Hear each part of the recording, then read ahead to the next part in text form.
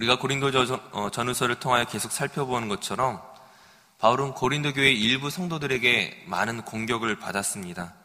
바울의 외모에 대하여, 그의 말솜씨에 대하여, 혹은 그가 어떤 추천서를 가지고 있는지 등등 그의 사도직에 대한 그 문제를 제기하였던 것들을 우리가 살펴보았습니다.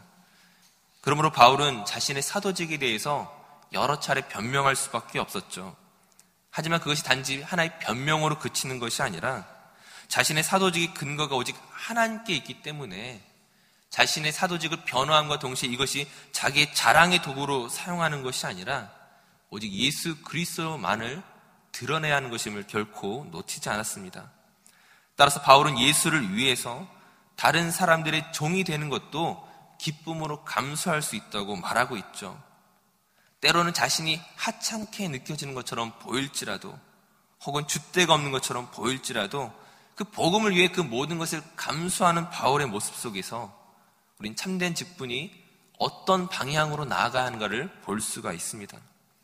특별히 오늘 본문에서 바울은 예수를 위해서 너희의 종이 된 것을 어떻게 표현하고 있습니까? 그가 자신을 비롯하여 그 믿는 이들을 표현하는 중요한 단어가 오늘 4장에서는 질그릇입니다. 우리가 잘 알고 있는 것처럼 그릇에는 금그릇, 은그릇, 돌그릇, 나무그릇 여러 그릇들이 있죠. 좋고 나쁘고 귀하고 천하고 많은 종류의 그릇들이 있음에도 불구하고 바울은 믿는 자들을 무엇이라고 표현합니까? 질그릇이라고 말하죠. 흙으로 빚은, 값어치로 말하면 정말 보잘것없는 그 질그릇을 믿는 이들의 모양으로 비유하고 있습니다. 혹시 이 말씀을 읽으면서 그래도 나는 싸구려는 아닌데, 난 그 정도 질그릇까지는 아니라고 생각하는 성도님들 계십니까? 나는 그래도 수준 있고 도덕적이고 또 사회와 교회에 그래도 많은 공헌을 한 사람이라고 생각하는 사람이 있으십니까? 그런 사람이 사회적으로 존경받을 수 있을지는 모르겠지만, 그러나 신앙적인 의미의 질그릇이 어떤 것인지를 모르는 것이죠. 바울이 무엇이라고 다시 한번 말합니까? 보잘것없는 질그릇을 자신에 비유하고 있습니다. 하지만 이것이 그냥 보통의 질그릇이 아닌 것은 그 질그릇 안에 보배를 담고 있기 때문이라고 말하죠.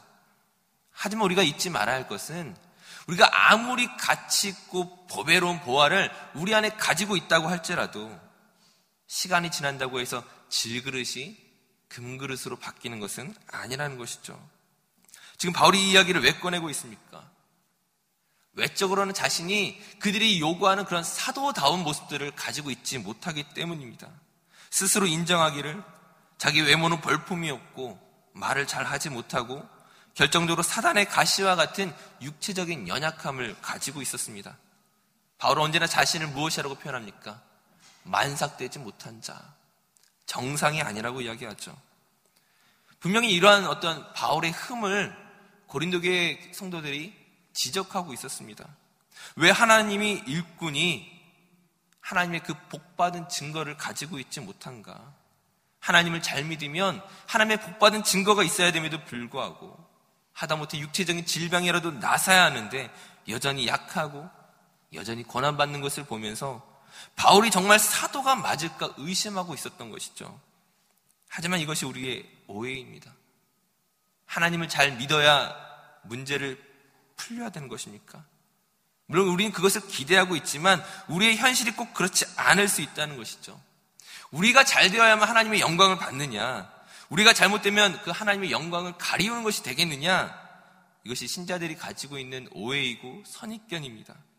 바울이 분명히 말하고 있는 것은 하나님이 그런 식으로 일하시지 않는다는 것이죠. 하나님께서 그 자신의 영광을 드러내는 방법은 우리가 여전히 질그릇이라 할지라도 하나님께서 그 영광을 드러냄에 있어서 불편함이 없고 오히려 하나님이 일하시는데 더 큰 효용이 있다는 것들을 바울은 말하고 있습니다. 고린도후서 12장 7절에서 10절까지 말씀을 제가 읽겠습니다. 바울이 이렇게 말하고 있습니다. 여러 계시를 받은 것이 지극히 크므로 너무 자만하지 않게 하시려고 내 육체의 가시 곧 사탄의 사자를 주셨으니 이는 나를 쳐서 너무 자만하지 않게 하려 하심이라. 이것이 내게서 떠나가게 하기 위하여 내가 3번 죽기 간구하였더니 나에게 이르시기를 내 은혜가 네게 족하도다. 이는 내 능력이 약한 데서 온전하여짐이라 하신지라. 그러므로 도리어 크게 기뻐함으로 나의 여러 약한 것들에 대하여 자랑하리니 이는 그리스도의 능력이 내게 머물게 하려 함이라. 그러므로 내가 그리스도를 위하여 약한 것들과 능욕과 궁핍과 박해와 권고를 기뻐하노니 이는 내가 약한 그때에 강함이라. 우리가 생각하기에는 그릇 자체가 변한다면, 질그릇이었던 우리가 금그릇이나 은그릇으로 변한다면 훨씬 더 하나님께서 영광을 받으실 것 같은데, 즉 우리의 질병이 낫고 우리의 문제가 해결되는 것들을 통하여 다른 사람들 앞에서 예수 그리스도를 증거할 수 있을 것이라 생각하는데, 막상 하나님께서는 바울을 질그릇 모양 그대로 남겨두셨다는 사실입니다. 하지만 그런다고 해서 문제가 되지 않는다는 것이죠. 그 이유는 앞서 말씀드렸던 것처럼 우리 안에 보배를 가지고 있기 때문입니다. 그 보배가 무엇입니까? 오늘 고린도서 4장 6절 말씀은 이렇게 말합니다. 어두운 데 빛이 비치라 말씀하셨던 그 하나님께서 예수 그리스도의 얼굴에 있는 하나님의 영광을 아는 빛을 우리 마음에 비추셨느니라. 하나님의 영광을 아는 빛, 곧 하나님이 어떤 분이신지, 누구이신지를 아는 것이 보배라고 말하고 있습니다. 우리는 하나님을 아는 것에 목적을 두지 않고 어떻게 보면 그 이상을 기대하죠. 하나님이 나를 편들기를 바라고, 하나님께서 나를 구별하시고 어떤 표를 주시기를 기대합니다. 무엇입니까? 내가 저 사람보다는 낫다, 더 특별하다는 취급을 받고 싶어 하죠. 내 자식이 안 믿는 자식보다 공부를 잘해야 하고, 신자가 불신자보다 하는 일이 더 잘 되었으면 좋겠다고 생각합니다. 운동선수가 금메달을 따고 영화배우가 시상식에서 하나님께 영광을 돌립니다라고 말하는 것을 들으면 분명히 기분이 좋고 내 어깨도 으쓱하는 것 같습니다.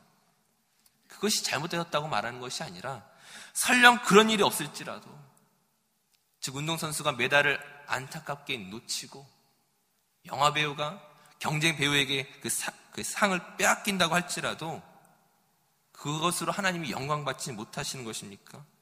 내가 하는 일이 실패하고 일이 잘 풀리지 않는다고 해서 하나님이 영광받지 못하시는 것입니까? 우리가 가지고 있는 보배가 가치롭지 못한 것으로 바뀌는 것입니까? 그렇지 않다는 것이죠. 믿는 이들에게 있어서 보배란 하나님을 아는 것입니다.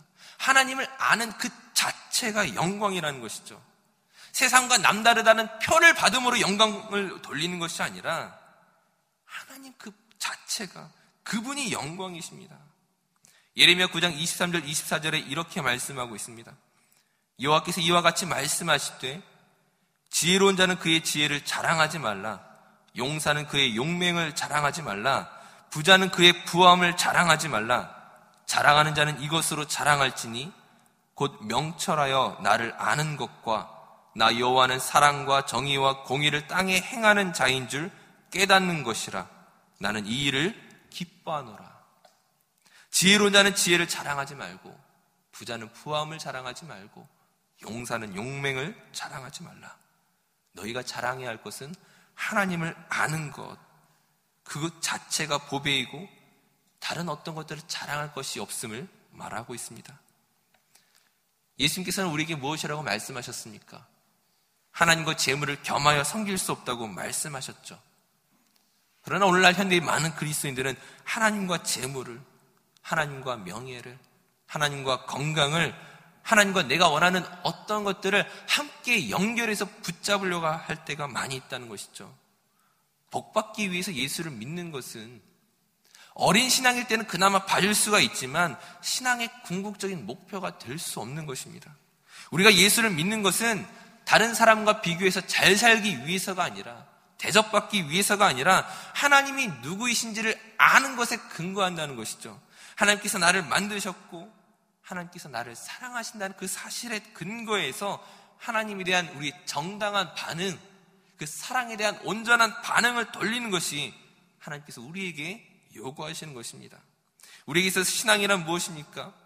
마태복음 16장 24절에서 25절 말씀에 누구든지 나를 따라오려거든 자기를 부인하고 자기 십자가를 지고 나를 따를 것이니라. 누구든지 제 목숨을 구원하고자 하면 잃을 것이요 누구든지 나를 위하여 제 목숨을 잃으면 찾으리라. 모순된 말씀이죠. 역설과 같습니다. 세상 사람들이 그 종교를 가질 때는 자기가 원하는 것을 얻기 위해 그 종교를 택하지만 기독교는 그것을 약속하지 않습니다. 하나님께서 우리에게 복 주시는 분이시고 우리를 구원하시는 분이시지만 이 모든 것에 앞서서 우리가 십자가를 지고 따라갈 것들을 요구하고 계시죠. 내가 가진 소원을 정해놓고 그것을 달라고 요구하는 것이 믿음이 아니라 하나님의 뜻에 따라 그분의 말씀에 따라 내가 순종함으로 죽어지는 것이, 그 순종함으로 자신을 낮추는 것이 기독교 신앙의 진리됨이라고 말씀하고 있습니다. 빌립보서 4장 13절의 말씀, 내게 능력 주시는 자 안에서 내가 모든 것을 할 수 있느니라. 이 말씀을 많은 사람들이 좋아하지만 그 앞에 12절을 말하지 않습니다. 나는 비천에 처할 줄도 알고 풍부에 처할 줄도 알아. 모든 일 곧 배부름과 배고픔과 풍부와 궁핍에도 처할 줄 아는 일체의 비결을 배웠노라. 우리가 자랑해야 할 것은 무엇입니까? 우리의 외적 환경이 아니라, 내 기도의 응답이 아니라 나에게 이미 찾아오신 그 예수 그리스도 외에는 우리가 고백할 더 이상 다른 어떤 것이 없습니다. 우리는 주인공이 아니라 엑스트라입니다. 내가 주인공이 되려고 애쓰지 마시고 조연이 될수록, 질그릇이 될수록 오히려 가치 있고 제대로 쓰임받는 그릇임을 증명하게 될지도 모르겠습니다. 바라기는 오늘도 하나님의 은혜 안에서 아름답게 쓰임받을 수 있는, 겉으로는 부패하고 썩어지는 것 같고 낡아지는 것처럼 보일지라도 우리의 속사람은 날마다 강건하여지며 하나님의 뜻을 쫓아갈 수 있는 귀한 믿음의 성도님 되시기를 간절히 축원합니다.